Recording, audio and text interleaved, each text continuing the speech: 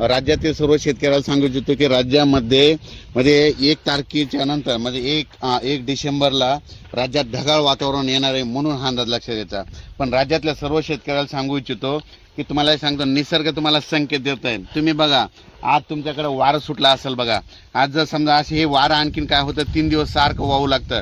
3 दिवस वारं जोराने वाहू लागलं की आपण म्हणायचं आता 4 ते 5 दिवसात आभाळ निघणार आहे. पण 2 तारखेच्या नंतर राज्यामध्ये म्हणजे कर्नाटक, तामिळनाडू, आंध्र प्रदेश त्या भागामध्ये जोरदार पाऊस पडणार आहे. 28-29-30च्या दरम्यान तिरुपतीकडं खूप मुसळधार पाऊस पडणार आहे, म्हणून तिकडल्या आपल्या भाविकांनी हे अंदाज लक्षात घ्यायचा.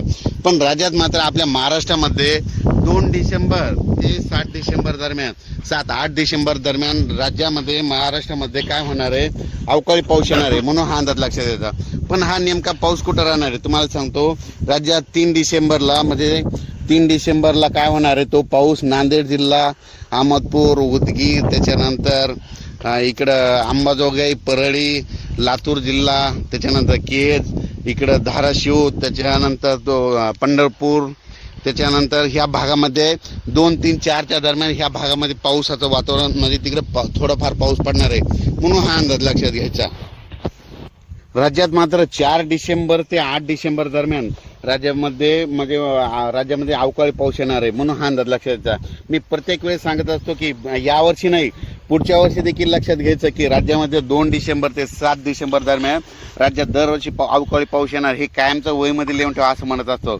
आणि तुम्ही बघू शकता ही तारीख आलेली आहे, म्हणून सांगतो आता ह्या म्हणजे 4 ते 7 डिसेंबर दरम्यान तुम्हाला सांगतो सांगली जिल्हा, कोल्हापूर जिल्हा, त्याच्यानंतर सावंतवाडी, त्याच्यानंतर राधानगरी, त्याच्यानंतर पुणे 2, सातारा, जत, पंढरपूर, पुन्हा लातूर जिल्हा, बीड जिल्ह्याचा कडाष्टीपर्यंत, पुन्हा तसा तो संगमनेर तिकडं कोकणात, त्याच्यानंतर तो पाऊस तसाच इकडं जळगावकडं म्हणजे तिथं संभाजीनगर, पुन्हा त्याच्यानंतर वैजापूर, गंगापूर, शिर्डी या भागामध्ये बऱ्याच ठिकाणी म्हणजे जाणार आहे, म्हणून हा अंदाज लक्षात घ्यायचा. राज्यात मात्र सर्वदूर पाऊस पडणार नाही, फक्त हे जे भाग सांगितला आहे या भागामध्ये राहणार आहे.